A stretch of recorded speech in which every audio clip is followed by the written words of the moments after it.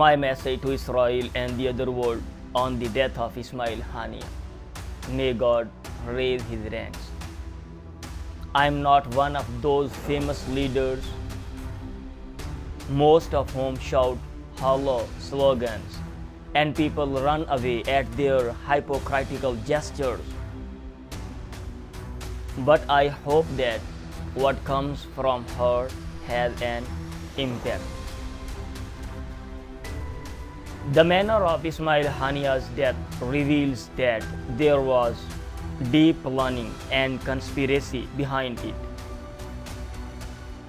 Have not the wise rulers and intellectuals of the world learned from the history of the world that victory over others cannot be achieved by killing each other?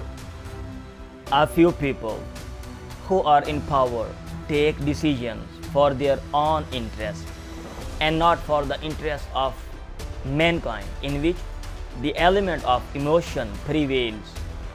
The decisions which are just empty claims, delusional hopes which have fatal consequences in the form of orphan children, in the form of homeless people living on charity,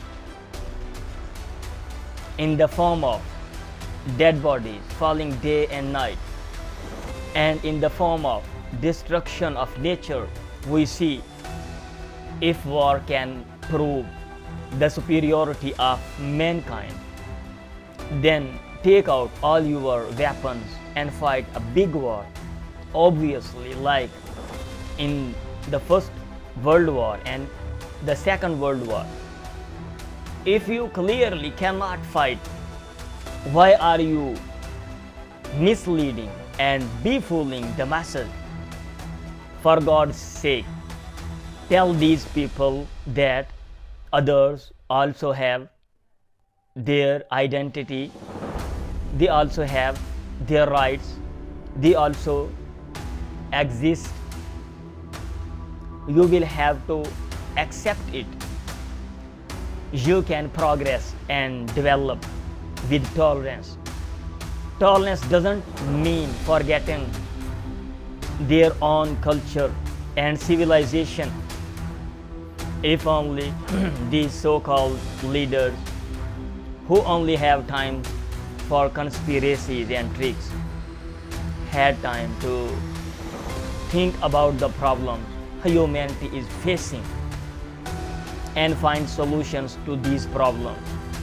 I wish these people had wisdom and understanding and could recognize their real leader.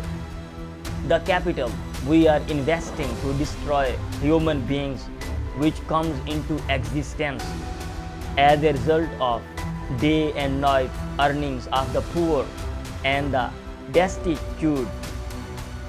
If only we could spend this capital for the betterment of humanity.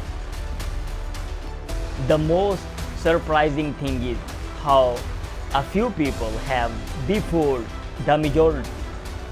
If only these so-called leaders would teach them international tolerance, and there would be no social riots.